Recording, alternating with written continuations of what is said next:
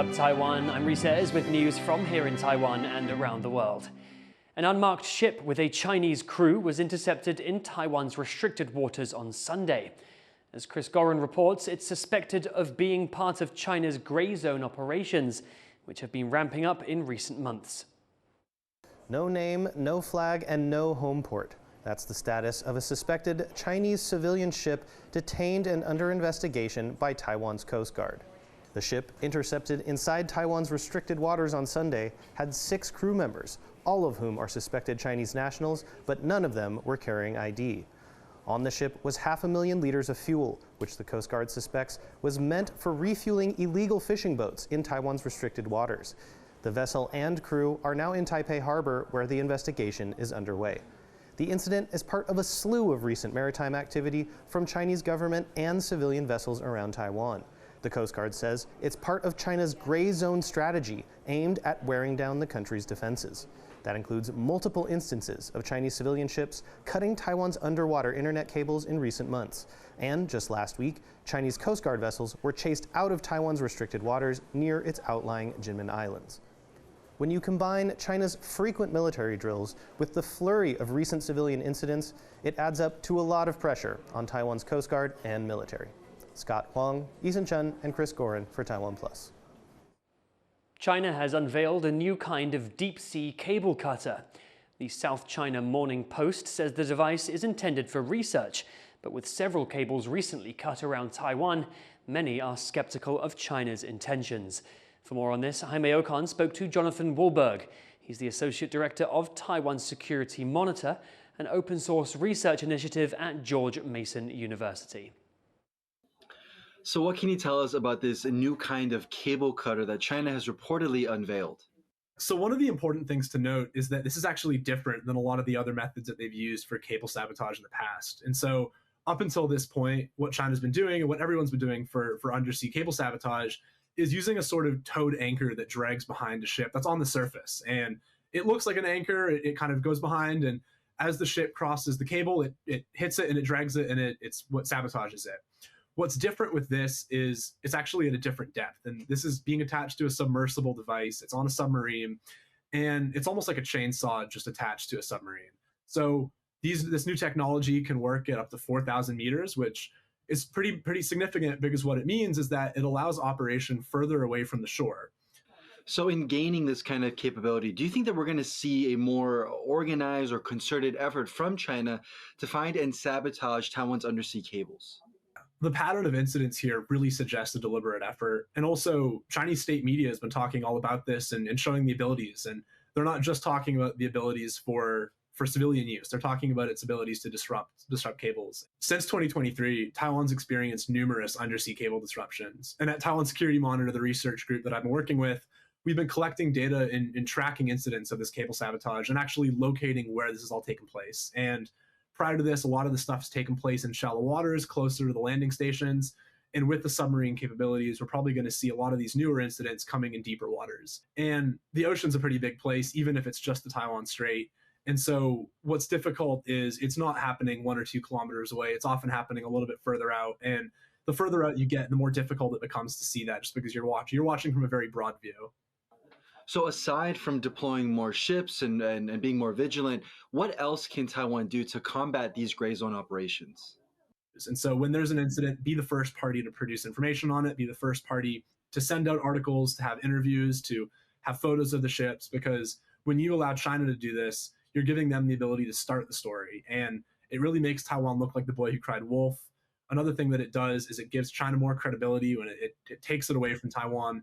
And so, especially when it comes to this narrative warfare, it's really important for Taiwan to be proactive in getting the information and putting it out there before China is able to create their web.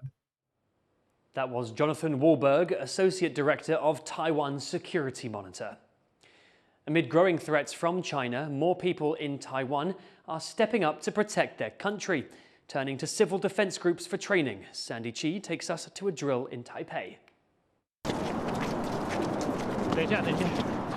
From mass casualty treatment to air raid response, evasion tactics and shelter location exercises.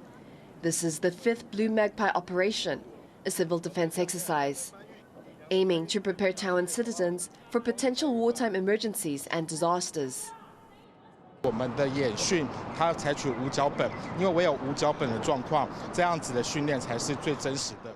This drill in Taipei, organized by the non-profit Kuma Academy, is part of an ongoing effort to prepare the public for a worst-case scenario. Taiwan faces growing threats from China and is also prone to natural disasters like earthquakes and typhoons. The Civil Defense Group regularly trains civilians in basic first aid, evacuation planning, spotting disinformation from China, and cybersecurity. 我们是文山区的一个民防自训团体，我们平常就有在做基本的急救训练、野外求生，然后我们借由每一次的黑熊学院的训练行动啊，我们把它当成一个复习，然后自我检验一下。This year, over 100 people participated, the highest number since Kuma Academy started such exercises in 2023. And those who are new to this kind of training say it's a valuable lesson. 就感觉未来遇到的突发状况，或许还要再考虑到家人或者是宠物之类，应该会比今天的还要更复杂。但今天的都这么疲于应付的话，感觉我还有很多功课要做。The government is also stepping up efforts to strengthen civil defense, with the goal of training 100,000 civilians as disaster prevention specialists by 2025. And more people take part in these drills. The hope is to build a stronger and more prepared public. Kamashu Antanichi for TaiwanPlus. Nara Park in Japan has long been a popular destination for tourists thanks to its iconic Sika deer. But with a litter problem impacting the sacred animals, the park is searching for new ways to keep its furry residents safe. Rosie Greninger has this story. The hundreds of sacred Sika deer that roam freely through Japan's Nara Park are a major reason the location has become a booming tourist hotspot. But the increasing number of visitors is causing serious health consequences for the animals. 令和元年にですね、たくさんのインバウンドのお客様がいらっしゃったので、その時に、奈良公園に、ゴミが非常に増えたということもあって、当会としてもですね、その奈良の鹿がそういう誤ってビニール袋などを食べてですね、体調を崩す。Tourists are allowed to feed the deer specifically formulated snacks, but some people leave behind cigarette butts and plastic rubbish. The deer sometimes consume these by mistake.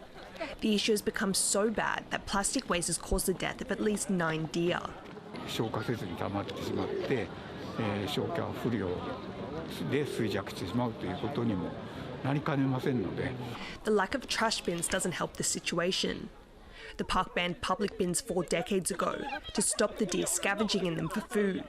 We have to carry our trash with us all the time, so I do it, but it's kind of strange for us. Despite some tourists being on board, it hasn't fixed the issue. The park is trialling a new solar-powered bin that automatically compresses trash. But with the bin project costing a hefty $130,000, local authorities and conservation groups have brought in reinforcements. A litter-picking squad dubbed Beautiful Deer. 我々はポイ捨てのゴミを主に中心に見させてもらうんですけど、本当にいろんなゴミがあります。忘れ物かなというものもありますし。The team employs people with disabilities who patrol the park daily. Armed with gloves, tongs and dustpans, this squad is looking for stray litter and making Nara Park safe for the sacred deer who roam it. James Lin and Rosie Greninger for TaiwanPlus. Thank you for watching What's Up Taiwan. You can visit the TaiwanPlus website or follow our social media for more stories from Taiwan and around the world. Finally, take a look at a Moroccan royal palace that became a museum in 1915. It's now hosting its first permanent exhibition.